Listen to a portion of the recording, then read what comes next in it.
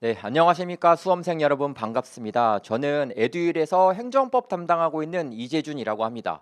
여러분들 이번 시간에 제가 여러분들을 위해서 조금 시간을 내게 되었는데요. 여러분들도 시간이 귀하듯이 여러분들의 귀한 시간을 소중하게 써드리고자 제가 마련한 테마가 있거든요.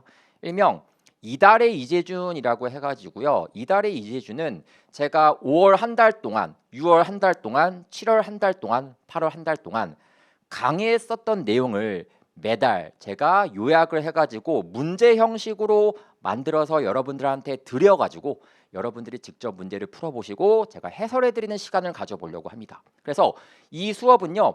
꼭 제 수업을 들으시는 분만이 따라오실 필요는 없고요. 제 수업을 듣지 않는 분들이라고 하시더라도 분명히 여러분들의 행정법은 여러 번 반복하는 것이 굉장히 중요하기 때문에 제가 여기 나와 있는 대로 시험 범위대로 공부를 하시고 그 다음에 복습하는 의미에서 문제를 풀어보시게 되고 또 제 해설을 듣게 되면은 다시 한번 회독수가 늘어나는 효과가 발생을 하게 될 거예요. 그래서 여러분들이 회독수를 늘려가면서 공부하는 게 굉장히 중요한 테마이다 보니까 일단 공부를 하고 까먹고 하기 전에 다시 한번 보는 것도 굉장히 중요해서 마련된 테마거든요. 그래서 아무것도 모르는 사람이 수업을 듣기에는 좀 무리가 있다고 생각이 들고 이 파트까지 공부를 하셨지만 꼭 제 수업이 아니더라도 공부하셨다라고 한다면은 풀 수 있는 문제들이기 때문에 제가 설명을 드리려고 하겠고요.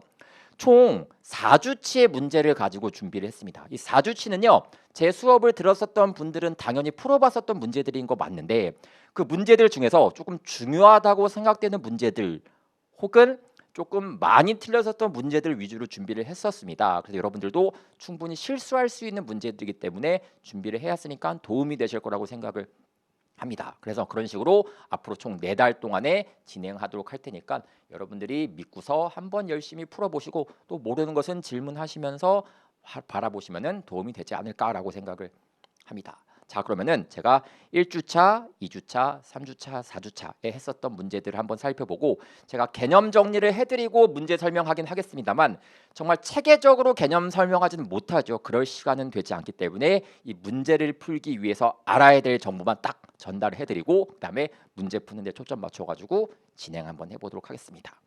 자, 첫 번째 1주차에는 제가 어떤 거를 해왔었냐면은 행정이라고 하는 부분부터 행정법의 효력이라고 하는 파트까지 제가 공부를 했었거든요. 그래서 이 파트에서 학생들한테 문제를 풀어보게 하고 학생들이 많이 틀렸었던 문제와 그다음에 또 제가 중요하다고 생각되는 문제들을 골라가지고 제가 총 8문제를 골라서 출제하게 되었습니다. 여러분들이 한번 풀어보시고 해설 강의 들으시면 회복수가 늘어나는 효과가 발생을 할 거예요. 일단 1번 문제는 어떤 테마를 가지고 이야기하고 있냐면은 통치행위라고 하는 테마가 가지고 있어요. 통치행위.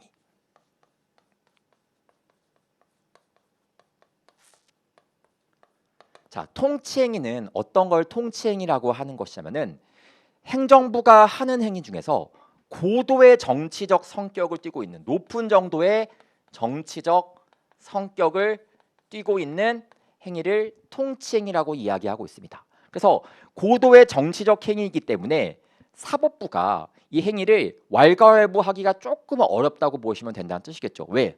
사법부는 판사로 구성되어 있는데 판사는 정치인들이 아니거든요. 정치인들이 아니니까 고도의 정치적 문제까지 개입을 해가지고 판사가 이 행위를 잘했다 못했다라고 판단 내리기 어려운 행위를 통치행위라고 얘기해가지고 사법심사에서 제외가 되는 행위다라고 얘기하고 있습니다. 이렇게 이야기하고 있어요. 그러면 이 우리 여기서의 초점은 뭐냐면은 판례가 통치행위로 본 사안이 있고 통치행위로 보지 않은 사안들이 있거든요. 그걸 구분해내는 것이 우리의 판례의 목적이고 시험에 출제되고 있다라고 보시면 됩니다. 그래서 통치행위로 긍정하고 있으면은 우리는 사법심사 들어가지 않고요. 통치행위로 부정되고 있다라고 하면은 사법심사가 들어간다는 뜻이겠죠. 즉 사법부가 개입하겠다는 뜻인 거예요. 통치행위로 긍정한 케이스들 몇 가지만 떠올려 보게 되면은 첫 번째 남북 정상회담 개최라고 하는 것이 있습니다.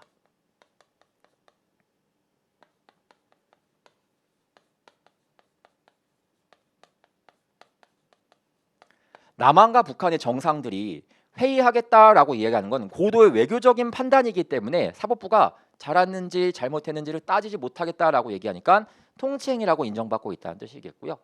부정한 판례를 보시게 되면은 남북 정상회담 개최 과정 중에서 승인받지 않고 뒷돈 줬었던 사안 알고 있으시지 않습니까? 그래서 뒷돈 준 사안. 이거는 통치행위가 아니라 범죄행위이기 때문에 충분히 사법심사 대상으로 삼겠다라고 얘기하고 있다는 것도 체크하시면 된다는 뜻이겠죠. 그 다음에 계엄선포행위. 그럼 계엄선포는 아시겠지만 나라의 질서를 유지하기 위해서 대통령이 군대를 이끌어가지고 그 지역을 질서를 유지하겠다라고 하는 것을 계엄선포행위라고 합니다. 계엄선포행위 자체는 통치행위가 맞기 때문에 왜 계엄선포를 했냐? 사법부가 일일이 따지지는 못해요. 다만 문제는 뭐냐면은 계엄선포하려는 목적 자체가 국헌을 문란하기 위해서 하는 거라고 한다면은 이건 통치행위가 아니라 범죄행위이기 때문에 이거는 심사에 들어가겠다라고 얘기를 합니다. 이 외에 통치행위로 인정된 게 뭐가 있었냐면은 사면.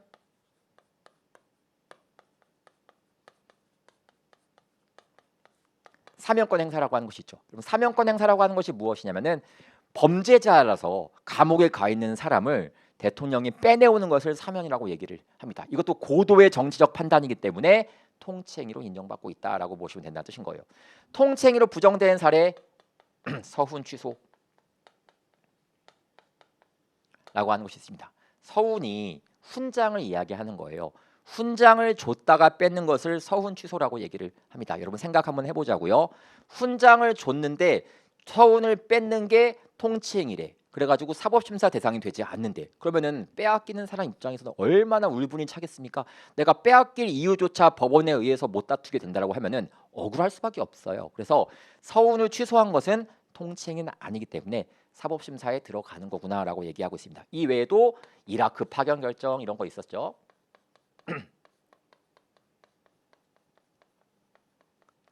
이런 것들이 바로 통치행위이고 통치행위가 아니다라고 보시는 거. 이게 여러분들이 공부하실 가장 주요한 기초적인 메인 테마가 되는 내용이에요. 그래서 1번 문제가 뭐였냐면은 대통령의 특별 사면은 통치행위에 해당한다. 사면권 행사는 통치행위에 해당한다. 그런 내용으로 보시면 된다는 뜻이겠죠.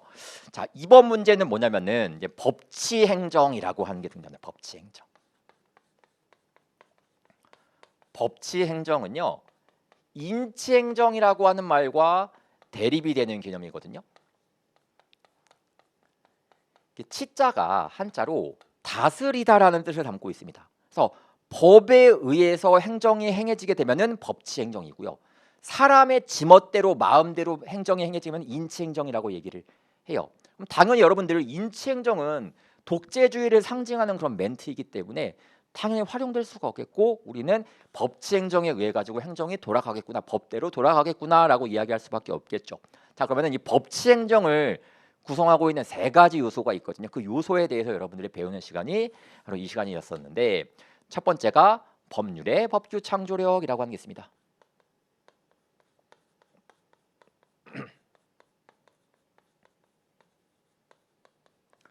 두 번째가 법률 우위라고 하는 게 있고요. 세 번째가 법률 유보라는 게 있습니다. 자, 일단 하나하나 말씀드려 보게 되면은 법률의 법규 창조력. 여러분 법규라고 하는 것은요. 국민한테 적용이 될 수 있는 법, 국민한테 적용되는 법을 법규라고 얘기합니다. 법의 종류가 굉장히 많이 있는데 그 중에서 국민한테 적용되는 법을 법규라고 얘기하는 거예요. 이 법규는 국민한테 적용되는 것이기 때문에 누가 만드는 것이 가장 좋은 것이냐? 국회의원이 만드는 게 가장 좋다는 것이 법률의 법규 창조력입니다. 여러분 법률은 아시다시피 국회의원이 만든 법을 법률이라고 얘기를 하죠. 국회의원이 대한민국 국민들이 뽑은 대표자이기 때문에 대한민국 국민한테 적용되는 법을 만드는 게 가장 이상적이라고 하는 것을 법률의 법규 창조력이라고 하는 거예요. 그래서 법규를 창조할 때는 법률로 만드는 게 맞다라고 하는 것을 법률의 법규 창조력이라고 하고 있고요. 법률 우위라고 하는 것은요. 쉽게 말하면은 대한민국에 있는 법을 지켜가면서 행정을 하라는 뜻인 거예요. 기껏 국회의원이 법을 만들었더니 법을 위반하면서 행정한다? 이런 거 안 되겠다는 뜻이겠죠. 그래서 법치 행정을 하기 위해서는 최소한 국가에서 만들어진 법은 지켜가면서 하라고 하는 것을 법률 우위라고 얘기를 합니다. 그다음에 법률 유보라고 하는 것은요. 자, 행정부가 국민한테 어떤 작용을 할 때 법의 근거가 필요하다는 겁니다. 법의 근거라고 작용하는 뜻입니다. 여러분 생각을 한번 해보세요. 어떤 건장한 남자가 딱 보여. 건장한 남자 보이는데 병무청장이 딱 지나가다가 야, 네 얼굴이 완전 용사상이구나. 너 용사가 되는 게 맞을 것 같아. 너 군대 다시 한번 가라.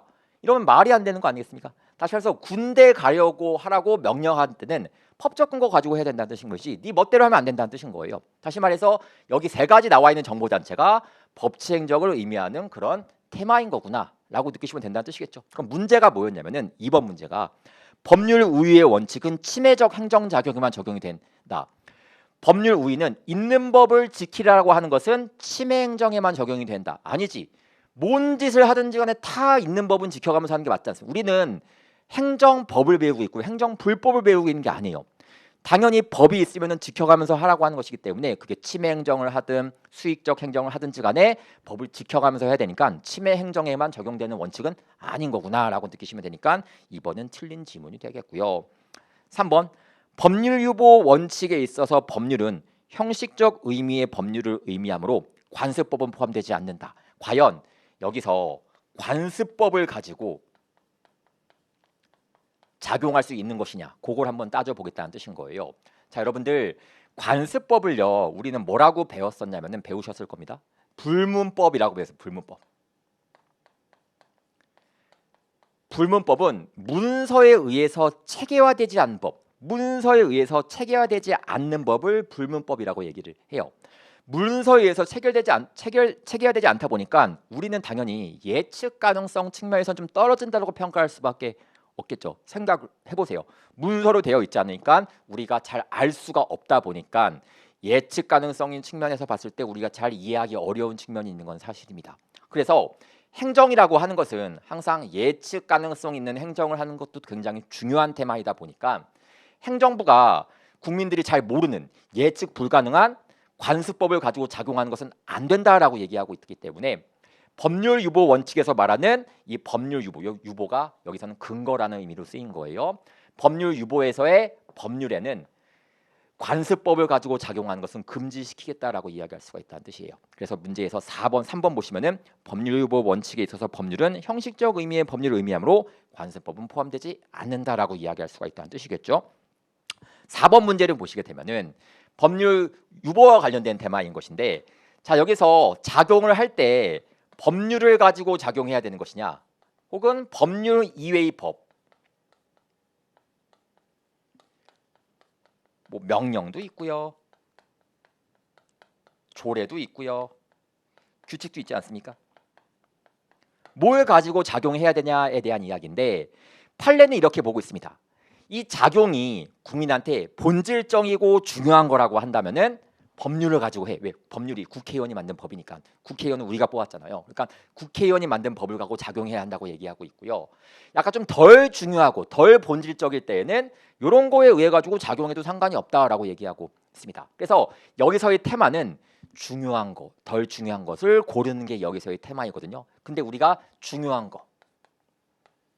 것은 TV 수신료 금액 결정,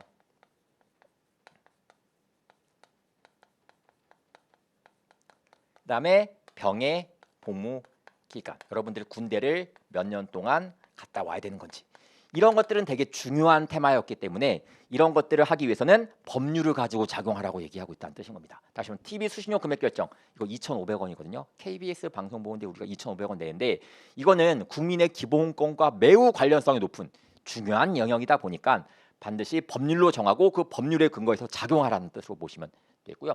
병의 복무 기간, 여러분들이 군대에서 몇 년 동안 있어야 되는 것인지 너무 중요한 테마이다 보니까 이런 것도 법률에 근거해 가지고 법률을 가지고 작용하라는 뜻으로 이해하시면 되는 겁니다. 그래서 군대들, 여러분들 남자분들 군대 좋아하시는 건 제가 알지. 왜? 군대 가면 밥도 나오지, 돈도 나오지, 옷도 나오지, 못 나오잖아. 그래서 되게 좋아하시는 건 알겠는데, 농담입니다. 알겠지만 어쨌든 이런 것들은 너무 중요한 사안이기 때문에 반드시 법률에 근거해서 작용하라라고 얘기하고, 덜 중요한 영역은 국민의 기본권과 좀 관련성이 없다는 뜻이거든요. TV 수신료 금액이 결정되었으면은 이 TV 수신료를 누가 징수할지 여러분들 생각을 해보세요. 2,500원인지 2,300원인지 그 금액이 중요한 것이지 그 누가 징수하는 건 그렇게 중요한 건 아니지 않습니까? 이런 것들은 꼭 법률에 정할 필요 없고 이런 데서 정해도 된다라고 이야기했다는 뜻으로 보시면 돼요. 그래서 문제를 보시면은 4번에 수신료 징수 업무를 한국방송공사가 직접 수행할지 제3자에게 위탁할지 여부는 국민의 기본권 제한에 관한 본질적인 사항 아니다. 즉 중요한 사항은 아니니까 꼭 법률로 정해질 필요는 없다라고 이야기하겠다는 뜻이겠죠. 5번 조약이라는 테마가 등장합니다. 그럼 조약은요 국제법이라고도 부르고 있어요. 즉 우리나라에서 만들어진 법이 아니라 우리나라랑 다른 나라 혹은 우리나라와 국제기구 뭐 WTO 이런 거 들어본 적 있으시겠죠. 그런 데랑 체결되어 있는 법적인 약속을 조약이라고 하는 건데 중요한 건 뭐냐면은 이 조약도 행정에 관련된 내용, 행정 예컨대 국방, 소방, 경찰, 복지, 환경 등등과 관련되어 있는 내용이라고 한다면은 그것도 우리나라의 행정법으로 인식을 해주겠다는 뜻이거든요. 중요한 것은 무엇이냐? 조약이 되기 위한 조건 하나가 있습니다. 할 두 가지가 있는데요. 한 가지만 볼게요. 첫 번째, 나라와 나라 사이의 약속이어야 해요. 그리고 한 가지는 문서로 되어 있어야 합니다. 나라와 나라 약속인데 그러면 남한과 북한 사이에서 뭔가 약속을 체결한 게 하나가 등장하고 있는데 이게 조약이냐 조약이 아니냐가 논란이 되었던 사안입니다. 여러분 북한이 국가라고 생각을 하십니까? 물론 우리가 올림픽 같은 것을 열게 되면은 남한 따로 북한 따로 성적을 매기고 이렇게 하고 있지 않습니까? 그렇지만 법학적으로 접근했을 때 북한은요 한반도를 불법적으로 침탈하고 있는 불법 단체로 인식을 합니다. 그래서 남한은 국가인 게 분명히 맞지만 북한은 불법 단체로서 파악하고 있기 때문에 이들 사이에서는 애초에 조약이 체결될 수가 없기 때문에 애초에 이 내용이 행정법의 내용이 될 수도 없다라고 얘기하는 게 우리 판례 입장이었었던 거예요. 책을 문제 보시게 되면은 대법원은 남북 사이의 화의와 불가침 및 교류 협력에 관한 합의서를 조약이라고 판시했다. 틀린 표현이 되겠죠. 6번도 살펴보겠습니다. 이건 신뢰보호의 원칙, 그다음에 관습법과 관련이 있는 사안인데 한번 상황을 한번 살펴볼게요. 자, 우리 세무서장이라고 하는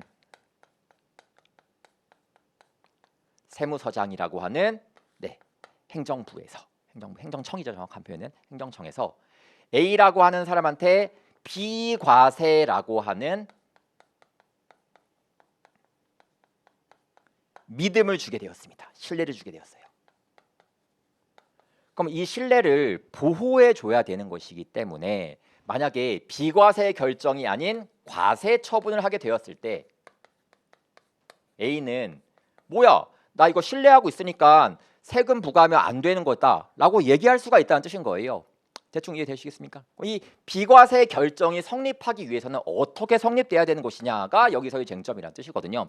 첫 번째, 명시적으로 표시한 경우에도 비과세 관행이 성립한다라고 얘기를 합니다. 명시가 분명하게 보여준다는 뜻인 거예요. 그래서 나 너한테는 세금 안 거둘 거야 라고 명시적으로 이야기할 때도 성립하겠고 혹은 묵시적은 묵묵하게 보여주는 것을 묵시라고 얘기를 합니다. 그래서 세금을 안 걷었어. 세금을 3, 4년 동안 계속 안 걷어왔대. 그러면은 묵묵하게 안 걷겠다는 걸 보여주는 테마가 되기 때문에 그때는 얘한테 비과세 결정이 있다라고 보고 이거에 대해서 신뢰를 했다라고 하면은 이거에 대해서 지켜줘야 한다라고 얘기하는 것이 관습법이자 신뢰보호 원칙이라고 얘기하고 있는 그런 테마 중에 하나이거든요. 중요한 것은 무엇이냐면은 여기서 묵시적으로 상황을 발생했습니다. 세금을 안 걷었어요. 그럼 세금을 부과를 안 했습니다. 세금을 부과를 안 한 건데 중요한 건 뭐냐면은 전제가 있습니다. 착오로 부과를 안 한 거는 해당하지 않습니다. 그래서 원래는 부과를 해야 될 사안인데 세무서장이 깜빡해가지고 부과를 못했대. 이런 것들은요, 비과세 결정이 성립했다고 얘기를 하지 않습니다. 그래서 착오로 하면은 안 되는 거고 내가 세금을 부과할 수 있음을 알면서도 부과하지 않은 그런 사정이 있어야지 비과세 결정이 성립하는 것이지 원래 세금 부과해야 되는데 내가 일처리가 하도 많다 보니까 깜빡했어. 이런 것만 갖고는 세금 부과 안 했을 때 비과세 결정이 성립하지 않는다고 얘기를 해요. 그래서 이게 약간 좀 긴 지문이긴 하지만 학생들이 많이 틀렸기 때문에 말씀드리는 거죠. 6번 국세기본법에 따른 비과세 관행의 성립 요건인 공적 견해나 의사표시에 묵시적 표시가 있다고 하기 위해서는 과세관청이 세무서장 생각하시면 돼요. 세무서장이 상당 기간 불과세 상태에 대하여 과세하지 않겠다는 의사 표시를 한 것으로 볼 수 있는 사정이 있어야 한다. 그러니까 세금을 거둘 수 있으면서도 안 거둘 수 있는 사정이 인정돼야 비과세 결정이 되는 것이지, 착오로 인해 가지고 세금 부과를 안 했었던 것은 비과세 결정이 되지 않는다라는 이야기로 보시면 되는 내용입니다. 조금 어려웠던 내용이었었죠. 7번 보겠습니다. 대통령 총리령 및 부령은, 자, 대통령 총리령 부령도 당연히 행정에 관련된 내용을 규정하고 있으면 행정법이 되는 것들인데, 중요한 건 뭐냐, 이게 언제부터 효력이 발생하냐 이거예요. 일단은 이게 공포가 돼야 됩니다. 공개적으로 표현하는 거죠. 공포는 공개적으로 선포하는 걸 의미하는 거예요. 뭐 법 주는 게 아니라 공개적으로 선포하는 것을 공포라고 얘기합니다. 공포는 관보에 게재하는 방법이 있어요. 관보는 중앙정부에서 발행하는 신문이라고 해가지고, 우리가 대통령을 정점으로 해가지고 뭐 각부 장관들이 있고 국무총리가 있고 그런 조직이 있지 않습니까? 그런 조직에서 발간하는 신문을 관보라고 얘기합니다.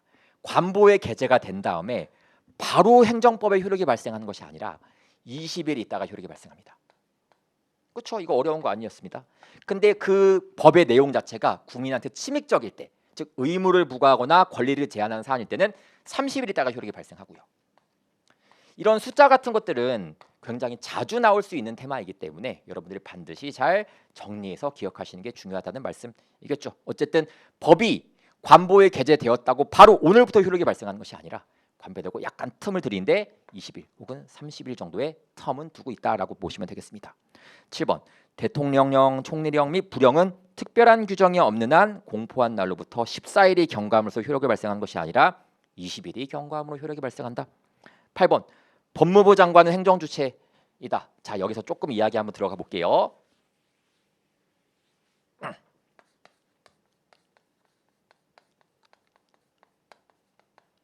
행정을 주도적으로 하는 자를 행정주체라고 하고 있고요. 그 다음에 행정을 받는 자를 행정객체 이렇게 이야기하고 있습니다. 자, 행정주체의 대표적인 케이스가요, 바로 행정부가 여기에 해당하죠.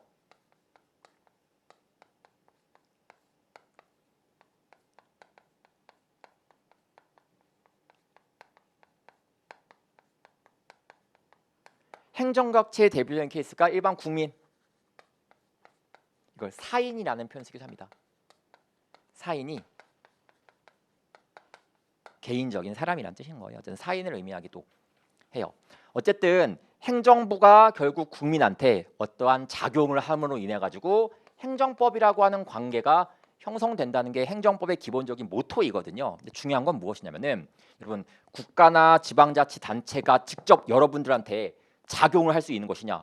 불가능합니다. 그럼 만약에 대한민국한테 난 쪽지받은 적 있다, 여러분들은 일단 공부하시면 안 돼요. 공부하시는 게 아니라 약간 치료받아야 될 분들이거든요. 그러니까 말이 안 되는 거야. 나는 국가로부터 쪽지를 받은 적 있다, 혹은 나는 서울시로부터 쪽지받은 적 있다. 말이 안 되는 테마이기 때문에 결국은 이들을 위해서 움직이는 무언가가 필요하다는 뜻이겠죠. 행정부를 위해서 움직이는 것들을 행정기관이라고 합니다.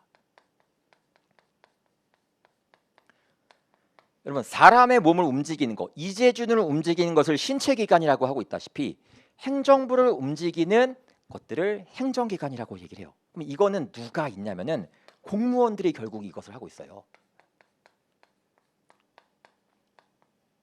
그럼 행정기관도, 여러분, 사람의 몸도 팔, 다리, 눈, 코, 입 다 역할이 다르듯이 행정기관도 여러 개가 있는데 다 역할이 다르게 됩니다. 그래서 역할이 다른데 첫 번째 어떤 역할이 있냐면은 행정청이라고 하는 게 있어요. 행정청, 뭐 시청, 뭐 이런 걸 의미하는 단어가, 건물을 의미하는 단어가 아니라 행정청이라고 하는 행정기관이 존재하고요. 또 의결기관, 보조기관, 보좌기관 등등 여러 가지가 있습니다만 자세한 것들은 사실 강론의 테마이니까 여러분들 시험 범위는 아니긴 합니다.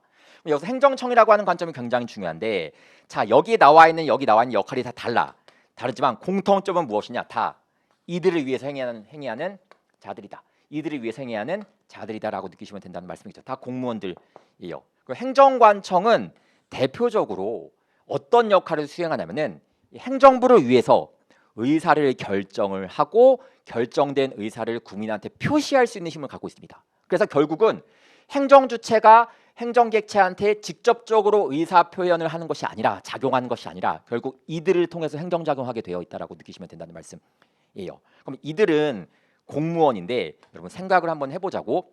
공무원인데 국가를 위해서 의사를 결정하고 결정된 의사를 표현을 한대. 직급이 좀 낮을 것 같습니까? 높을 것 같습니까? 좀 높을 것 같다는 느낌이 들죠. 그래서 일반적으로 행정청이 되기 위해서는 고위직 공무원이어야 하거든요. 고위직 공무원인데 일반적으로 대통령 느낌이 팍팍 오실 겁니다. 각 부 장관, 법무부 장관, 행정안전부 장관 이런 식으로 느끼면 되겠고, 그 다음에 청장, 병무청장, 경찰청장, 소방청장 이런 거 아시겠고요. 그 다음에 서장, 경찰서장, 세무서장, 소방서장 등등등을 의미를 하게 되니까 최소한 어떤 대표 정도의 느낌은 갖고 있어야지 행정청 역할을 수행할 수가 있다라고 보시면 된다는 뜻인 겁니다. 어쨌든 법무부 장관은 행정부가 아니라 행정청, 즉 행정 주체가 아니라 행정청이라고 보는 게 맞다는 뜻이겠죠. 그게 8번 문제입니다. 법무부 장관은 행정 주체가 아니라 행정청이다라고 느끼시면 되겠죠. 자, 2주차 문제는 어떤 테마였었냐면은 행정법 관계부터 신고라는 테마로 남겨져 있는 테마입니다. 행정법 관계란 어떤 걸 의미하는지부터 한번 살펴볼게요.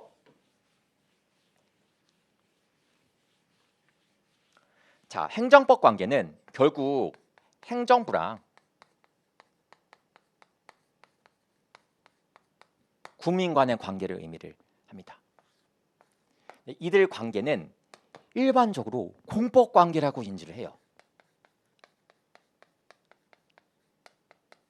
즉 공적인 관계로 인지를 하거든요. 근데 때로는 이들의 관계를 일반 개인과 개인 간의 관계처럼 사법 관계로 인지할 때도 있다는 뜻인 거예요. 그래서 만약에 공법 관계로 인지가 되어서 법적인 분쟁이 발생했을 때는 행정소송을 제기하고요. 사법 관계로 인지가 된다라고 하면은 민사소송을 제기한다라고 생각하시면 된다는 말씀입니다. 근데 이 공법 관계와 사법 관계를 명백하게 구분하는 게 이론적으로 불가능하거든요. 그래서 우리는 그냥 판례이태로 암기할 수밖에 없을 텐데 일단은 사법 관계를 국고 관계라고 얘기를 하기도 합니다. 대충 이해되시겠습니까? 자, 그럼 공법 관계를 또 두 가지로 쪼갠대요. 하나는 권력 관계, 하나는 관리 관계라고 얘기합니다. 권력 관계는 행정부가 국민한테 수직적인 입장에서 다가갈 때 권력 관계라고 하고 있고요. 관리 관계는 약간 대등한 입장에서 다가갈 때 관리 관계라고 얘기를 합니다. 권력 관계는 우월이라고 하는 말이 항상 따르게 됐고요. 얘는 비권력적이라고 하는 말이 항상 따라다니게 돼요. 이런 테마로 인식하시면 되는 거다라고 보시면 되겠고, 그다음에 사법 관계는 또 협의의 국고 관계라고 하는 것이 있고,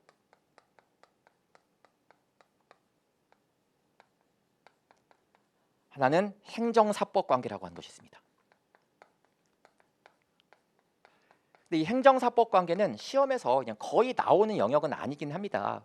그리고 책도 보시면 아시겠지만 한 페이지, 두 페이지 정도로 아주 가볍게 설명하고 있는 테마들인 것이지 막 여기에 의해 가지고 판례가 많이 형성되어 있다고 하는 것은 아니기 때문에 자주 출제가 되진 않으니까 일단 커다란 목차 정도만 여러분들 눈에 한번 읽어 두시고 그 다음에 이렇게 분류된다라고만 정리하시고 요거는 시험에 거의 안 나온다라고 보시면 되니까 사법관계는 거의 협의의 국고관계로 인식되고 있다라고 보셔도 된다는 뜻인 거예요. 협의의 국고광고에서는 말 그대로 완전히 개인과 개인 간의 관계, 대등한 관계라고 하는 것으로 인지를 하는 것이기 때문에 얘를 뭐라고 하냐면은 사경제 주체로서 한다라고 얘기하기도 합니다. 사경제 주체로서 관계가 형성되었다라는 표현을 쓰기도 해요. 그래서 권력 관계는 행정부가 우월적인 입장에서 국민한테 다가가는 관계, 예컨대 명령 같은 거 하지 않습니까? 너 군대 가라, 세금 내라 명령하는 관계. 관리 관계는 대등한 입장에서 행정부랑 국민 간에 형성된 관계. 협의의 국고 관계는 사경제 주체로서 행위하는 관계를 이야기를 하는데 요 관계들은 여러분들 딱딱딱 따로따로 암기하고 있으셔야 된다는 뜻인 것인데 한 가지만 말씀드리게 되면은 여러분 일반 재산, 행정재산이라고 하는 게 있죠.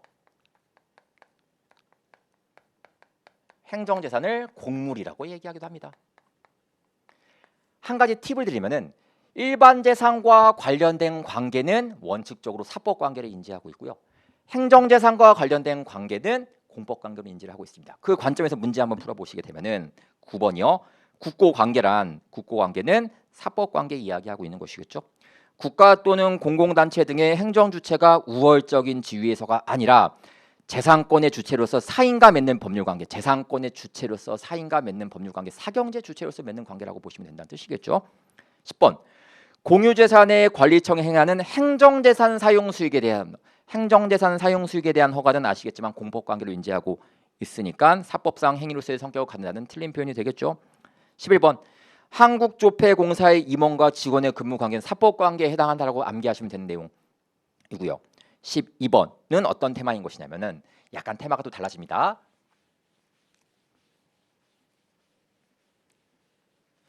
자, 우리 행정부가 갖고 있는 재산은 국유재산 혹은 공유재산이라고 얘기합니다. 국유재산은 국가가 소유하고 있는 재산, 공유재산은 지방자치단체가 소유하고 있는 재산을 공유재산이라고 이야기하고 있어요. 근데 여기서 중요한 것은 무엇이냐면요. 이 재산의 목적이 아까 본 대로 행정재산이라고 하는 게 있고요. 공물이라고 불리죠. 공적인 목적에서 사용되는 물건이라는 뜻인 거예요. 우리가 흔히 알고 있는 하천, 바다, 도로, 공원 이런 것들을 의미하고 있습니다. 그다음에 일반 재산이라고 하는 것이 있습니다. 여기서의 쟁점이 한 가지가 뭐냐면은 시효취득이라고 하는 거예요. 시효취득. 시효취득이 이게 민법에서 출발한 개념이거든요. 그러니까 뭐냐면은 내가 오랫동안 친구의 땅을 점유하고 있었어요. 근데 그 친구가 나보고 나가라고 한 번도 안 하게 되잖아요. 그러면 그 땅이 내 땅이 되어버린다는 것을 시효취득이라고 얘기를 합니다. 이 원리가 행정재산과 일반재산에서 활용되냐 안 되냐를 한번 따져보겠다는 뜻인 거예요. 자, 일반재산 같은 경우에는 시효취득 대상되고 있고 행정재산은 시효취득 대상되지가 않습니다. 다시 말해서 일반재산은 내가 오랫동안 점유하면은 그게 행정부 땅이라고 하더라도 내게 돼버려요. 반면에 행정재산은 내가 아무리 오랫동안 점유하고 하더라도 내 땅이 되지가 않습니다. 그래서 문제를 보시게 되면은 12번이죠. 현행법상 행정 목적을 위하여 제공된 행정재산에 대하여는 공용 폐지가 되지 않는 한, 공용 폐지가 되지 않았다는 이야기는 일반 재산이 되지 않았다는 뜻인 겁니다. 그러니까 행정재산이 공용 폐지가 되면은 일반 재산이 되는데 이게 되지 않다는 이야기는 여전히 행정재산이라는 뜻이겠죠. 시효취득 대상이 되지 않는다, 적용되지 않는다라고 얘기하고 있는 거 보이시죠? 13번 납세 의무자가 국가에 대해서 부가가치세 환급세액 지급 청구에다가 밑줄 좀 그어주시고요. 그럼 부가가치세 환급세액 지급 청구는요, 부당이득이라고 하는 영역이거든요. 부당이득에 대해서는 제가 또 자세하게 설명드리지는 않겠습니다. 여러분 다 배우셨을 테니까요.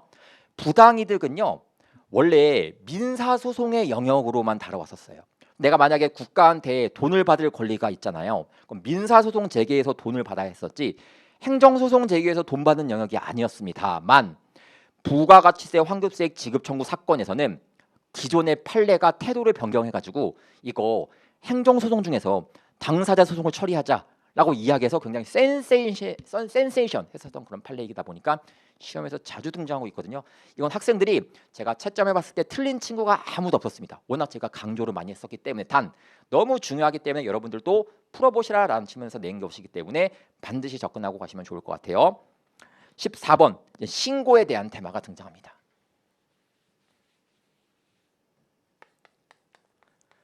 자, 여러분 신고를요 뭐라고 얘기하냐면은 사인의 공법행위라고 얘기합니다.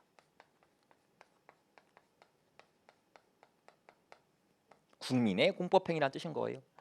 자, 보통 행정법 관계는 행정부가 먼저 국민한테 작용하는 형식으로 이루어지는 것이 일반적이겠지만 이 테마는 국민이 행정부한테 뭔가 작용을 먼저 합니다. 이것을 사인의 공법행위라고 얘기를 해요. 그래서 보통 행정부가 국민한테 먼저 작용하는 식으로 펼쳐지는 게 일반적이죠. 또 군대 가라, 세금 내라, 이게 일반적이겠지만 사인의 공법행위는 국민이 먼저 행정부한테 다가가서 작용하는 것을 사인의 공법행위라고 하는 거구나라고 보시면 된다는 뜻이겠습니다. 중요한 것은 무엇이냐면은 자, 이 작용이 두 가지 종류가 있거든요. 하나는 신청, 하나는 신고라는 테마가 있습니다. 여기서는 신고라는 테마가 시험에서 잘 나오니까 이거 한번 배워보겠다는 뜻이겠죠. 자, 신고가 두 가지 종류가 또 있대요. 하나는 자기완결적 신고,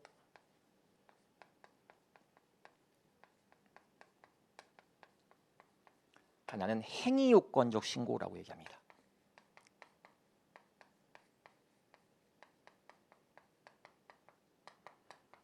조금 다르게 표현하면은 얘는 수리를 요하지 않는 신고라고 얘기를 하고요. 얘는 수리를 요하는 신고 이렇게 이야기하고 있습니다. 수리가 필요하다는 뜻인 거예요. 수리가 오케이라고 하는 사인이 필요하다는 뜻이거든요. 자, 자기완결적 신고는 저는 앞으로 자완시인이라고 부르도록 할 거고요. 행위요건적 신고는 수리를 요하는 신고 수요시인이라고 부르도록 하겠습니다.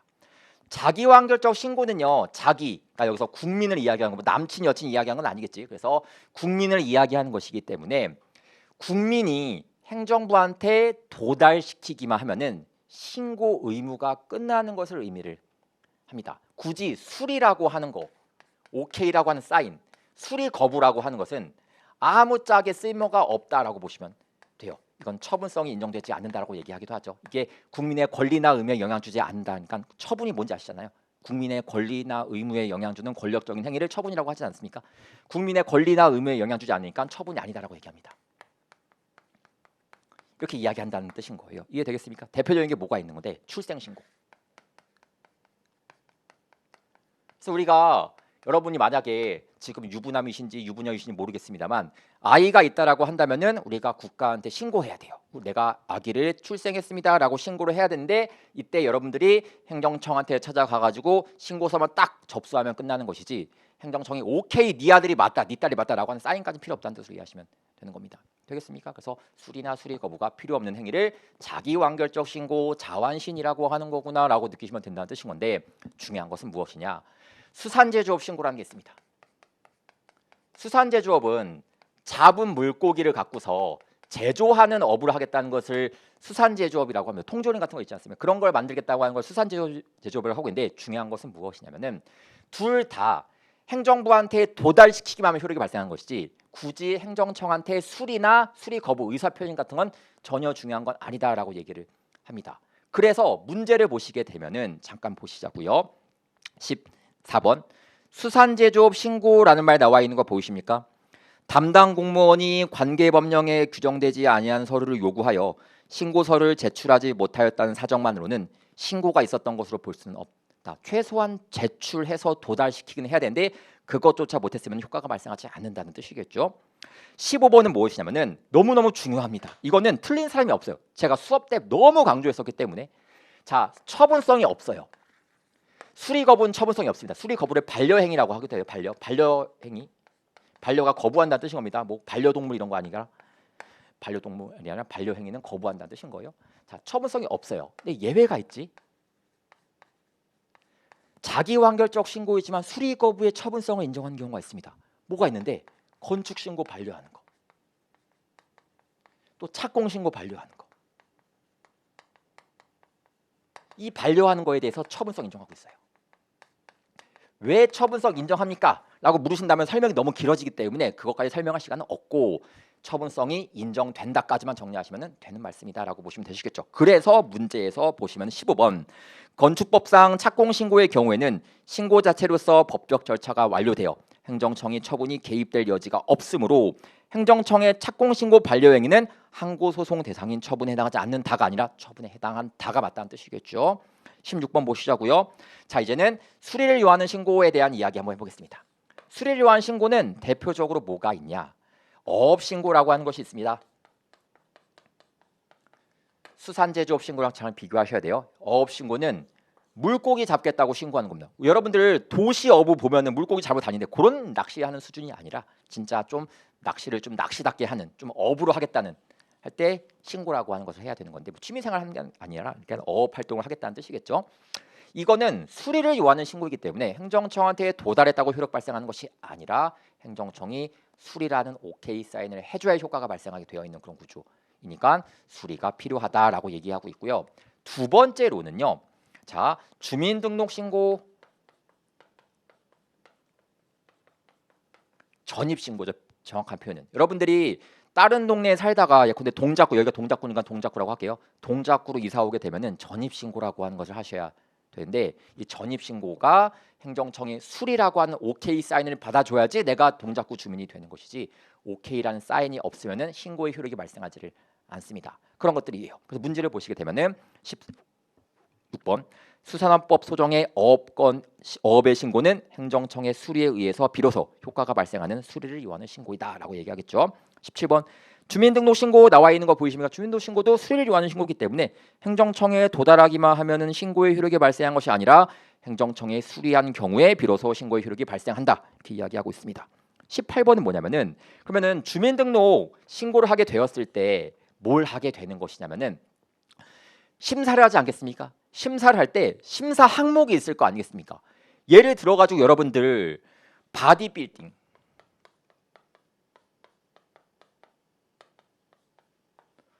바디란 말보다 보디라고 하겠습니다.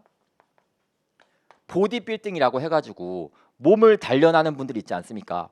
보디빌딩에 나갔으면 뭐를 평가해요? 그 사람의 몸이 얼마만큼의 근육이 잘 형성되어 있겠고 보기가 좋고 건강해 보이는지 이걸 평가하게 되어 있는 건데 보디빌딩 대회에 나갔더니 너 행정법 문제 풀어봐 이렇게 하지 않는다는 뜻인 거야. 다시 말해서 주민등록 신고를 하러 갔더니 심사해야 될 사항이 있지 않겠습니까? 그 심사해야 될 사항이 뭐냐면은 얘가 30일 이상 거주할지 말지만 평가하면 되는 것이지 얘가 이 동네에는 뭐 무슨 목적으로 왔는지 이런 거 따지지 않겠다는 뜻으로 이해하시면 돼요. 그래서 문제 18번 부동산 투기나 이주대책 요구 등을 방지할 목적으로 주민등록 전입신고를 거부한 것은 주민등록법의 입법 목적과 취지 등에 비추어 허용될 수가 없다라고 이야기하고 있습니다. 이해되시겠습니까? 30일 이상 거주할지 그것만 따지면 되는 것이지 굳이 뭐 네가 투기하러 왔니? 뭐 이런 거 따지는 것은 아니다라고 여러분들이 느끼시면 된다는 뜻이겠죠.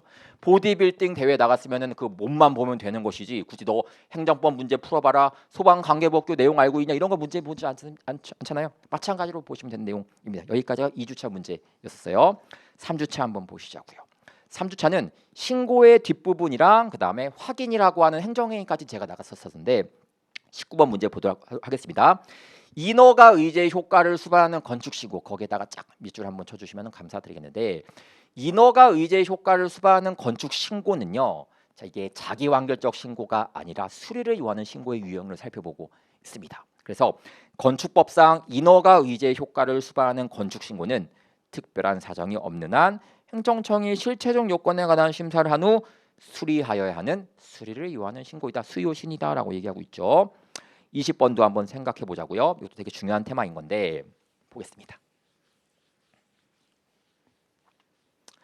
A라고 하는 사람이 있습니다. 얘가 음식점을 경영을 하고 싶어요. 그럼 처음에 뭘 받아야 되냐면은 음식점 영업 허가를 받아야 되거든요. 영업 허가 받아야 합니다.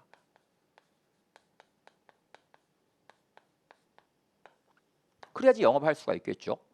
근데 얘가 영업을 하다가 나 다른 업종으로 해야겠다. 더 이상 장사하지 말고 취업해야지 라는 생각이 들어가지고 B라고 하는 사람한테 영업을 양도할 수가 있습니다. 얘를 양도인이라고 하고 있고요. 얘를 양수인이라고 하고 있죠. 이런 상황이 펼쳐져 있다고 보시면 된다는 뜻인 거예요. 근데 중요한 건 무엇이냐면은 행정부는 B한테 영업 허가를 내준 적이 없어요. A한테는 영업 허가를 내준 적이 있는데 B한테는 영업 허가 내준 적이 없으니까 만약에 얘가 영업을 양도했다고 하더라도 영업 허가자 받은 것까지 넘어가는 건 아니라는 뜻인 거예요. 넘어가는 건 아니라는 뜻인 겁니다. 그러면 어떻게 해야 넘어가는데 자, 행정청이 얘한테 수리를 해줘야지. 얘가 신고를 하고 수리를 해줘야지만 허가자의 지위가 넘어가게 되어 있는 그런 구조입니다. 이해되겠습니까? 그럼 만약 수리가 아직까지 이루어지지 않다는 이야기는 아직까지 허가자가 누구라고? 얘가 허가자가 되는 것이기 때문에 이런 일이 발생할 수가 있겠죠. 만약에 일단 영업은 양도해서 얘가 영업을 하고 있는데 얘가 뭔가 불법 행위를 저지르게 된 거야. 뭔가 미성년자한테 술을 판매했다던가 뭔가 불법적인 행위를 하게 되었습니다. 그땐 누가 제재받게 되는 것이냐? 얘가 법적인 권리자이기 때문에 얘가 얘한테 제재를 하는 것이지 얘한테 제재하는 건 아니라는 뜻으로 이해하시는 게 여기 나와 있는 테마라는 뜻이겠죠. 이것도 좀 헷갈릴 수가 있기 때문에 문제로 한번 넣어봤습니다. 그래서 양도인이 자신의 의사에 따라 양수인에게 영업을 양도하면서 양수인으로 하여금 영업을 하도록 허락하였다면은 영업승계 신고 및 수리 처분이 있기 전에 발생한 양수인의 위반 행위에 대한 행정적 책임은 양도인에게 위속이 된다. 맞죠? 21번 행정행위라고 하는 것이 있는데, 자, 행정행위는요,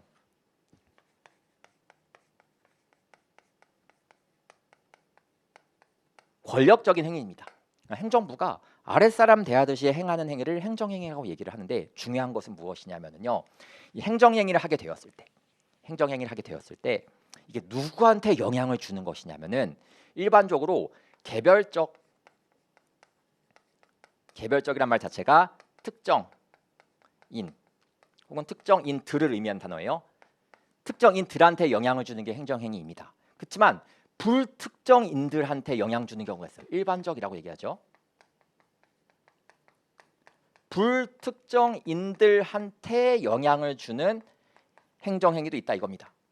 어떤 것이 있는데요, 통행금지 같은 것이 있지 않습니까? 통행금지가 특정인만 통행하지 말라고 하는 것이 아니라 불특정 다수인들한테 통행하지 말라고 하는 것이기 때문에 불특정인들한테 영향을 주는 행정행위도 있다는 뜻으로 보시면 되겠죠. 그래서 문제 보시면은 참고로 불특정인들한테 영향을 주는 행정행위를 일반 처분이라고 부르고 있다는 것도 알고 있으시겠죠. 그래서 21번 구체적 사실을 규율하는 경우라고 할지라도 불특정 다수인을 상대방으로 하는 행정처분이라면은 행정행위가 아니다. 불특정 다수인을 해도 행정행위가 될 수가 있겠죠. 22번 너무 유명하지 않습니까? 병역법에 따른 군의관의 신체 등의 판정은 처분이 아닙니다. 행정행위가 아니에요. 그렇죠? 이거는 권리다움에 영향 주는 것이 아니라 내부적인 하나의 테마이기 때문에 남자분들 병무청에 가가지고 너 1급이야, 2급이야, 3급이야 딱딱딱 결론을 받게 되는데, 결론 받았다고 내가 입대해야 될 의무가 발생한 것이 아니라 병무청장이 이걸 근거로 너 군대 가라고 명령해야지 입대 명령이 효력이 발생하는 것이기 때문에 요거만 갖고는 행정처분은 아니라고 볼 수가 있다는 뜻이겠죠. 그래서 신체 등의 판정은 처분이 아니지만 지방병무청의 병역처분은 처분이다라고 보시면 된다는 뜻이겠고, 23번 자, 그러면 우리 행정행위가 골라서 나온 행위인지 혹은 시켜서 한 행위인지 따라서 용어가 달라지게 됩니다. 행정행위가 만약 골라서 나오게 되었다라고 하면은 시켜서 나왔다면은 기속행위, 골라서 나왔다고 하면 재량행위라고 불러요. 이건 뭘 보면 알 수 있냐면은 법 조문을 보면 알 수가 있습니다. 왜? 행정이라는 것 자체가 법을 실행시키는 작용이기 때문에 법 조문에서 너 미성년자한테 미성년자 술 판매하면은 영업정지 1개월 해라고 되어 있으면은 영업정지 1개월은 기속행위가 되고요. 법에서 미성년자 술 판매할 때 영업정지 1개월, 2개월, 3개월 중에서 네가 골라서 해라고 하게 되면은 영업정지 1개월은 재량행위가 되어버리게 되니까 법 조문을 보면 알 수 있다는 뜻인 거예요. 그래서 법 조문을 종합적으로 고려하면 된다라고 하는 것이 요 판례인 것이죠. 23번 기속행위와 재량행위의 구분은 당해행위의 근거가 된 법규의 체제, 형식과 그 문헌, 당행위가 속하는 행정 분야의 주된 목적과 특성, 당행위 자체의 개별적 성질과 유형 등을 모두 고려하여 판단한다. 그래서 여러분들 항상 행정법에서 좋아하는 멘트가 있습니다. 여러 가지 것들을 종합해서 고려한다 이런 말 되게 좋아하고 있거든요. 그래서 법의 문헌 같은 것들을 종합해서 구별한다라고 하는 것이 요 멘트라고 해서 요 멘트를 갖고 학자들은 종합설이라고 부르기도 합니다. 대충 이해하시면 되겠고요. 24번 재량이라고 하는 것도 여러분들 골라서 한 행위야. 근데 여러분들 한번 생각해 보세요. 엄마가 학원 등록하라고 나한테 카드를 줬어. 네가 원하는 학원 등록해라고 얘기했습니다. 내가 원하는 학원 등록하면 될 거 아니야. 근데 내가 자동차 계약을 하고 왔어. 엄마한테 등짝 싸대기 맞겠죠. 마찬가지로 등짝 스매싱을 맞듯이 재량행위라고 하더라도 골라서 할 때 한계가 있다는 뜻이거든요. 그 한계를 벗어난 케이스들이 있습니다. 하나는 일탈, 하나는 남용이라고 얘기를 합니다. 참고로 판례는 일탈과 남용은 꼼꼼하게 구분하지 않고 있기 때문에 일탈점 남용이라고 얘기를 하고 있죠. 일탈은요, 외적 한계를 벗어났다라는 표현입니다. 무슨 뜻이냐면은 영업 정지를 1개월에서 3개월 할 수가 있는데 내가 4개월 해버린 거야. 그럼 외적 한계를 딱 벗어난 느낌이 들지 않습니까? 1개월, 2개월, 3개월 중에 고를 수 있는데 4개월. 남용은요, 내적 한계를 벗어나진 않았지만 조리를 위반한 거. 조리가 뭔지 아시겠죠? 비례 원칙, 평등의 원칙, 신뢰보호 원칙, 부당결부 원칙, 어쨌건 이야기하고 있습니다. 이런 것들을 위반했을 때 남용이라고 얘기합니다. 즉 외적 한계를 벗어난 게 아니라 이것은 내적 한계를 벗어났다고 얘기합니다. 겉보기에는 문제가 없지만 내부적으로 따져보니까 뭔가 벗어난 한계가 있다는 뜻으로 이해하시면 되겠죠. 영업정지 3개월 보자고요.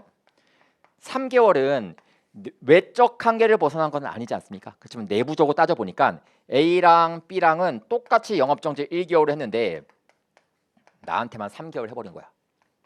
이러면은 외적 한계 내에는 있지만 내적 한계에서 벗어났다. 내부적으로 따져보니까 이건 뭔가 문제가 있다라고 얘기를 하면 이건 평등의 원칙에 위반되는 케이스겠죠. 이런 경우가 내적 한계를 벗어난 남용이라고 평가하고 있습니다. 그래서 여러분들 공부하실 때 어떻게 공부하신 거냐? 이응, 이응, 니은, 니은 이렇게 공부하시면 되는 거거든요. 근데 문제 보면은 반대로 설명하고 있다는 걸 느끼실 수가 있으실 거예요. 그래서 24번 재량권의 일탈이란 재량권의 내적 한계를 벗어난 걸 말하고 재량권의 남용이란 외적 한계를 벗어난 걸 말한다. 반대로 설명하고 있겠죠. 25번 말라카이트 그린이라고 하는 말이 있고요. 바로 앞에 유해화학 물질이라고 하는 말이 담겨져 있습니다. 이 유해화학 물질이 냉동새우에 들어가 있었던 거예요. 그래서 그 업자한테 영업정지 1개월의 처분을 한 게 재량권의 일탈 남용이라고 하는 테마인 것이냐? 그거 아니라고 보겠대요. 그래서 결국 위법이 아니라 적법이라는 테마로 이해하겠다는 뜻으로 보시면 되는 거예요. 26번 허가와 특허와 인가 이런 거 비교하는 테마입니다. 행정행위 중에서 허가라고 하는 것도 있고요. 그 다음에 특허라고 하는 것도 있고요. 그 다음에 인가라고 하는 것도 있습니다. 근데 사실 여러분들은 이거 목차를 좀 알고 들어가셔야 돼요. 허가는 하허면이라고 부르는 거, 하명, 허가, 면제라고 부르는 게 있고요. 그 다음에 특허는 일명 특허, 인가, 대리 이런 테마가 구성되어 있습니다. 이 세 가지를요. 명령적 행정행위라고 부르기도 하고요. 이 밑에 있는 세 가지를 형성적 행정행위라고 얘기하기도 하는데 이 자세한 구별은 여러분들이 이미 배우셨을 테니까 제가 지금 하는 것은 좀 시간 낭비라고 생각을 하고 있고 물론 모르시면 질문하는 것은 뭐 언제든지 환영합니다. 어쨌든 그렇게 보시면 된다는 말씀이겠고 여기서 시험에 자주 나온 게 허가, 특허, 인가가 자주 나오고 있습니다. 이런 걸 구별하는 것들이 여러분들이 체크해야 될 내용이겠죠. 그래서 암기하실 때 저는 하허면 특인대 혹은 특대인이라고 암기해요. 특별히 대가리가 큰 인간 이렇게 암기하기도 합니다. 어쨌든 중요한 것은 여러분들께서 여기에 해당하는 예시들을 따로따로 공부하시는 게 굉장히 중요하고 여기에 관련된 성격을 이해하는 게 굉장히 중요하거든요. 허가는 기속행위예요. 그래서 법에 나와 있는 요건 충족되면은 반드시 해줘야 되는 행위. 그래서 약간 자판기와 비슷한 느낌이라고 보시면 되죠. 기속행위 자체가 자판기 같은 느낌. 우리가 음료수를 먹고 싶어. 그러면 음료수를 뽑기 위해서 요구가 되는 가격이 있지 않습니까? 그 요건 충족시켜가지고 넣기만 하면 바로 나오는 그런 구조입니다. 기속행위가 그런 구조야. 요건 충족되면 해줘야 되는 구조이기 때문에 허가가 기속행위로 평가받고 있어요. 그 이유는 따로 설명하지 않겠습니다. 알고 있으신 내용이기 때문에 특허는 재량행위라고 인식하고 있습니다. 요건 충족되었을 때 할 수도 있고 안 할 수도 있는 행위라고 얘기합니다. 허가의 대표적인 케이스가 음식점 영업 허가가 여기에 해당하고 있고요. 그 다음에 특허의 대표적인 케이스가 귀하 허가, 공유수면 매림 허가, 그 다음에 버스 운송 사업자 면허 허가 뭐 이런 것들이 여기에 해당한다라고 보시면 된다는 뜻이겠죠. 그래서 이거 비교하면 되는 건데 26번 일반 음식점 영업 허가는 기속행위잖아요. 두 번째 줄에 재량행위라고 설명했으니까 틀린 표현이 되고요. 27번 귀하 허가란 말 나와 있는 거 보이십니까? 귀하 허가는 재량행위니까 법에서 나온 요건을 충족시켰다고 하더라도 행정청이 또 거부하는 것도 가능하게 됩니다. 그래서 외국인에게 대한민국 국적을 부여함으로써 국민으로부터 법적 지위를 포괄적으로 설정하는 행위, 법적 지위를 포괄적으로 설정하는 행위를 특허라고 얘기하고 있겠죠. 우리가 뭐 발명 특허와는 상관이 없는 워딩이에요. 법무부 장관은 귀하 신청인이 국적법 소정의 귀하 요건을 모두 갖춘 경우에는 관계법령에서 정한 제한 사유 이외의 공익상 이유로 귀하 허가를 거부할 수가 없다가 아니라 또 거부할 수도 있게 되겠구나. 요건 충족되어도 거부할 수가 있겠죠. 그래서 애초에 재량행위 자체의 법조문이 요건 충족되어도 귀하 허가를 할 수 있다 이런 식으로 나와 있기 때문에 할 수도 있고 안 할 수도 있는 것이거든요. 그래서 거부할 수도 있다라고 얘기하고 있습니다.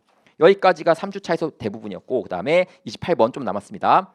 여러분들 개인 택시 운송 사업을 영업하고 있었던 사람이 넘겼습니다. 지금은 택시 면허가 양도가 되지 않는데 양도가 되던 시절의 판례예요.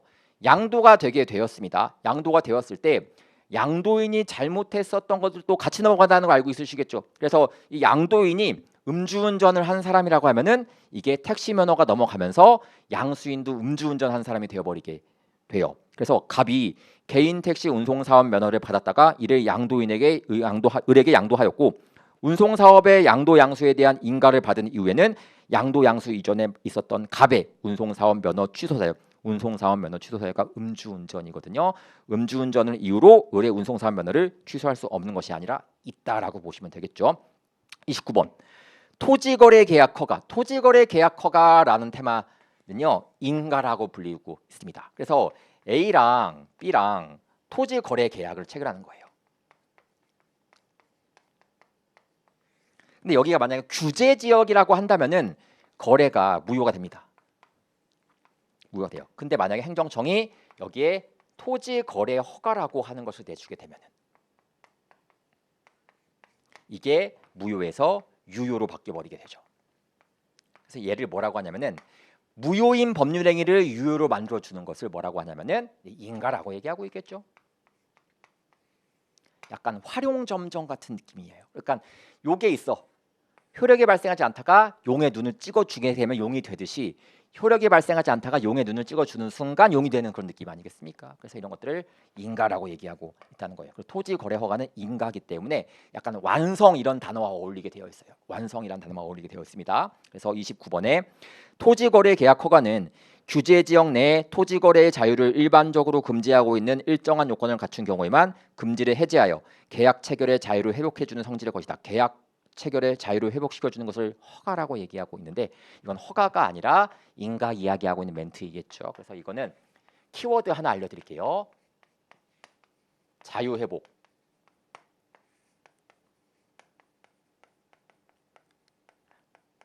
권리 설정.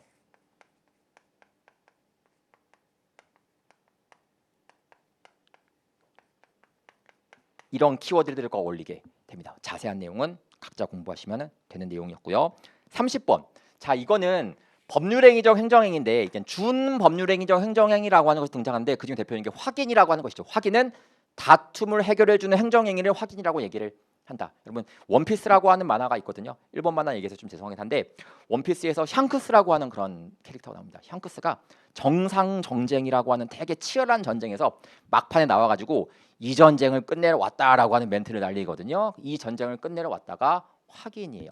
다툼을 해결해주기 위한 행정행위를 확인이라고 얘기를 합니다. 거기서 대표적인 케이스가 친일 반민족 행위자 재산 조사위원회의 국가기소 결정. 이게 바로 친일파 재산인지 아닌지 다툼이 있는 사안을 친일파 재산이 맞다라고 하면은 국가 기소시켜버리겠다라고 하는 그런 워딩이거든요. 확인에 해당한다고 볼 수가 있겠죠. 그래서 이 성격은 확인행위로서 준법률행위적 행정행위 성질을 갖는다라고 얘기하고 있습니다. 마지막 4주차 문제예요. 1번 서울특별시장의 의료유사업자 자격증 갱신 발급. 무슨 자격증 나눠주는 것을 공증이라고 얘기하고 있습니다. 공증은요 뭔가 다툼을 해결해주고 이런 성격이 아니라 얘가 자격이 있다는 것을 인식시켜주는 것이기 때문에 여러분들 만약에 운전면허증 있으시면 운전면허 땄습니까?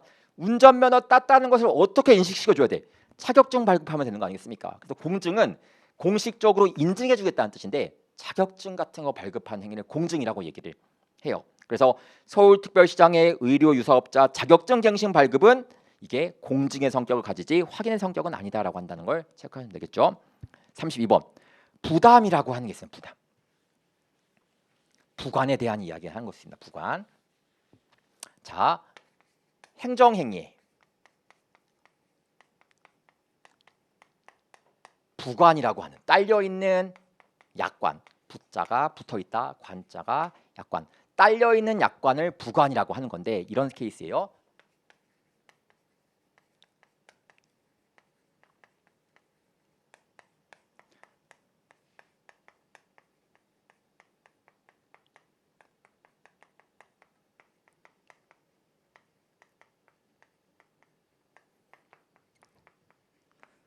월 100만 원씩 점용을 부과하는 거 이런 것을 부관이라고 얘기하는데 부관의 종류가 되게 여러 가지가 있습니다.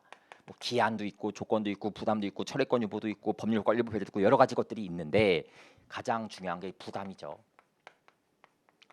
이런 걸 부담이라고 얘기를 합니다. 뭔가 의무를 부과하고 있죠. 이런 것을 부관 중에서 의무 부과하는 부관을 부담이라고 얘기한다라고 보시면 되는 건데, 자 이거 생각을 해보자고요. 요게 이행이 되지 않았어. 부관이 이행이 되지 않았다. 부담이 이행됐다. 뭘 100만 원씩 내야 되는데 부담을 이행하지 않았대. 그때 이 행정행위가 어떻게 되는 것이냐가 쟁점인데요. 100만 원을 안 냈다고 도로 조명 허가가 바로 사라지는 것은 아니에요. 여러분 생각해 보세요. 내가 이 100만 원 내기 위해서 99만 원을 통장에 있었습니다. 자동이체를 해놨는데 하필 만 원이 없어가지고 빠져나가지가 않은 거야. 100만 원이 납부되지 않았다고 도로 조명 허가가 바로 날아가 버린 것은 좀 억울하지 않습니까? 그래서 이게 이행이 되지 않았다고 해서 이게 바로 사라지는 것은 아니다라고 한다는 것을 보여요. 나중에 사라지게 하려면은 행정청이 안 낸 사유를 검토를 해보고 안 냈구나. 그렇지만 안타깝지만 이거 날려버릴게라고 하는 의사표시를 하게 되면 날아갈 수는 있긴 하겠지만 안 냈다고 당연히 효력이 상실되는 것은 아니다라고 보시면 된다는 뜻이겠죠. 그래서 32번에 부담을 불이행하면은 주된 행정행위 효력이 당연히 소멸한다는 아닌 거구나. 33번 우리 행정행위가 아시겠지만 기속행위일 때는 부관 붙일 수가 없고요. 재량행위일 때는 부관 붙일 수가 있겠죠. 기속행위일 때는 부관 붙였다고 하더라도 이거는 부관은 무효가 된다라고 얘기하는 것이 이 테마예요. 중요하죠. 기속행위에 대해서는 법률상 특별한 근거가 없는 한 부관을 붙일 수가 없고 가사가 설령이란 뜻인 거예요. 설령 부관을 붙였다고 하더라도 이는 무효이다라고 보시면 된다는 뜻이겠죠. 34번이요. 자 이제는 정보통신망을 이용한 송달, 그러니까 행정행위가 결국은 국민한테 도달돼야 효력이 발생하는 겁니다. 아무리 지들끼리 알고 있다고 행정행위 효력이 발생한 게 아니라 국민한테 도달돼야 효력이 발생하는데 도달시킬 때 인터넷을 통한 송달도 방법 중에 하나거든요. 즉 정보통신망을 송달이 인터넷을 통한 송달인데 중요한 것은 무엇이냐? 정보통신망을 이용한 송달을 할 때 전제가 있습니다. 국민이 나는 이메일로 받겠다라고 동의한 경우만 가능한 것이지 저 같은 경우만 하더라도 이메일 검사 잘 안 할 때도 많이 있거든요. 이메일 검사도 안 하는데 너 세금 내라고 했는데 왜 안 내? 라고 하는 것도 웃긴 거 아니겠습니까? 그 이메일로 세금 부과해놓고 왜 안 내라고 하는 것도 웃기잖아. 그래서 내가 동의했을 때만 한다라고 하는 전제가 붙게 되죠. 그래서 송달받을 자의 동의 여부 없이 허용되는 것이 아니라 동의한 경우에 허용되고 있습니다.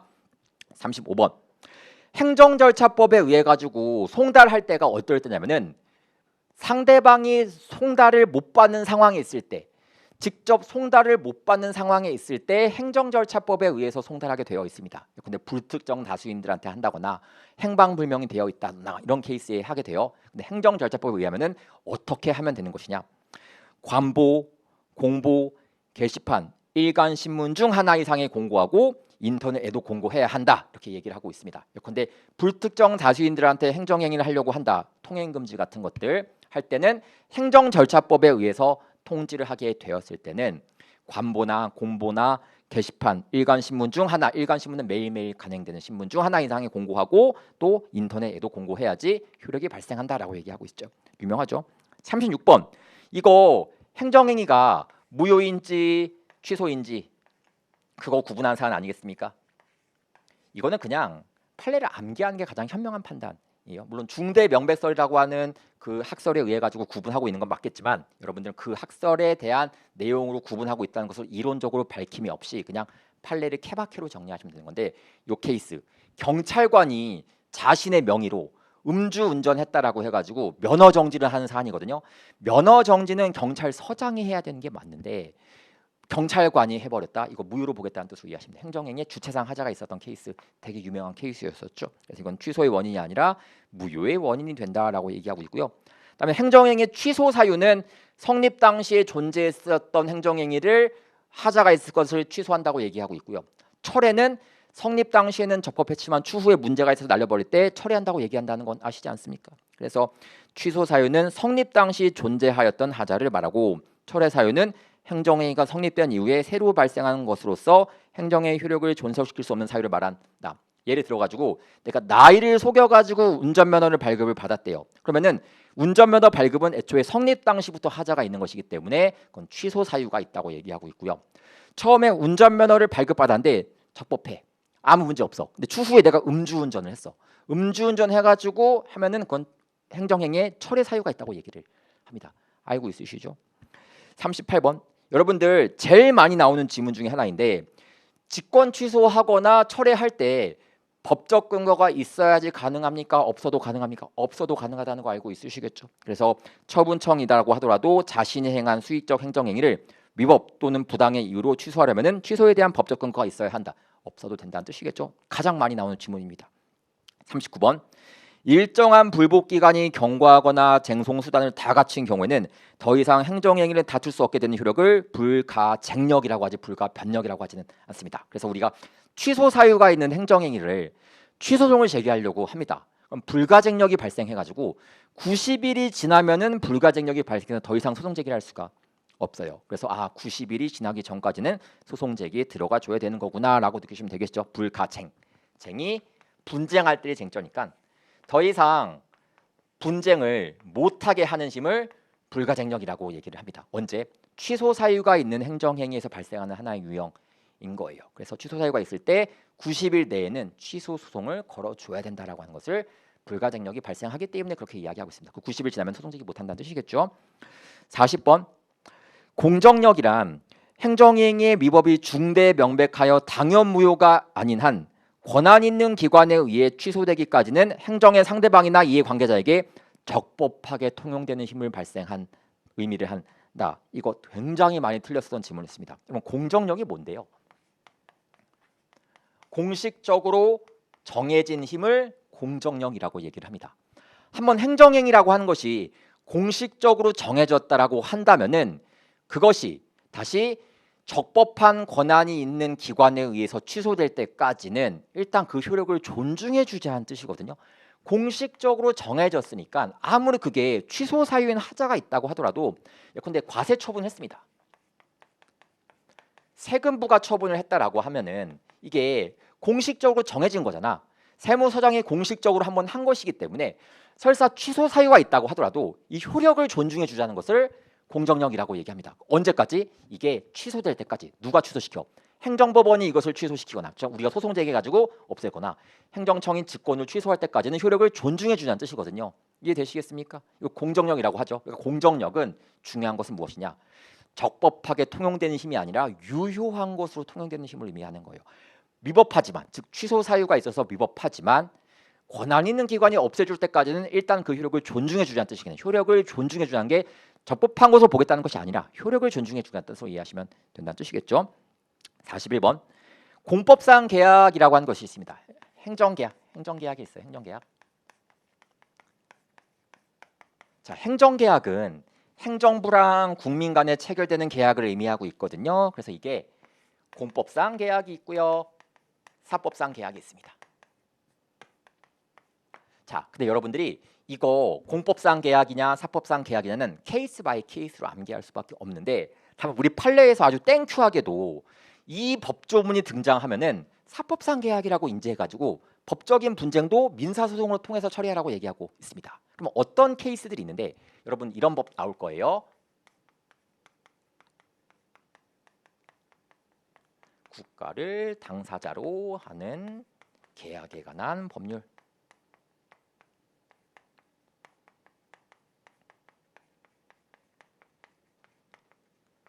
이런 멘트가 등장하거나 혹은 이 말 대신에 지방자치단체를 당사자로 하는 계약에 관한 법률 이런 멘트가 등장을 하잖아요. 이 법에 따라서 체결된 계약은 민사소송의 대상이 되는 사법상 계약이구나라고 인지하시면 된다는 말씀입니다. 그래서 문제에서 지방자치단체를 당사자로 하는 계약에 관한 법률 나와 있는 거 보이시겠죠? 두 번째 줄에 사인 간의 계약과 다를 바가 없다라고 평가하겠다는 뜻인 거예요. 되게 유명한 지문이고요. 그 다음에 세 문제 남았습니다. 네 문제네. 42번이요. 여기에 해당하는 케이스, 공법상 계약에 해당하는 케이스, 전문직 공무원 채용하는 거. 의사. 여러분 공중보건소라고 하는 보건소에 의사 있지 않습니까? 그 의사를 채용하는 계약을 공법상 계약이라고 얘기하고 있고요. 그다음에 무용단원, 합창단원.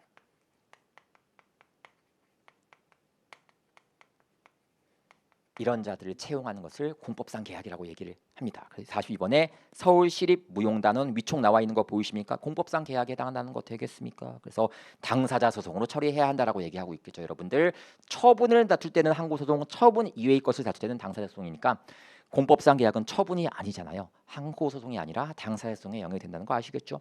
43번 단수조치. 단수조치를 권력적 사실행위라고 얘기를 합니다. 권력적 사실행위는 비권력적 사실행위라고 하는 것과 그다음에 수인 의무라고 하는 것을 발생시켜요. 비권력적 사실행위는 순수한 사실행위, 다시 말해서 권리나 의무에 영향 주지 않는 거. 여러분 단수 조치가 물을 끊어버린 걸 단수 조치라고 하죠. 순수한 사실행위와 이걸 당했을 때 내가 이것을 받아들이고 있어야 의무가 발생을 합니다. 수인 의무가 발생해버리게 돼요. 그래서 이런 것들을 권력적 사실행위라고 하죠. 권력적 사실행위도 처분의 유형 중에 하나이기 때문에 당연히 항고소송 대상이 된다더라라고 얘기하고 있는 거 아니겠습니까? 그래서 43번에 단수 조치는 처분성의 인정을 한다라고 얘기하고 있고요. 44번이요.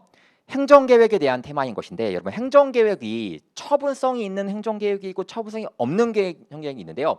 행정계획은 목표를 설정하고 그것을 달성하기 위해서 수단을 설정하는 것들을 행정계획이라고 하죠. 목표와 수단을 조정하는 작업을 계획이라고 얘기를 합니다. 그래서 44번에 도시기본계획에다가 밑줄 한 번만 그어주시고요. 그 다음에 도시관리계획이라고 써주세요.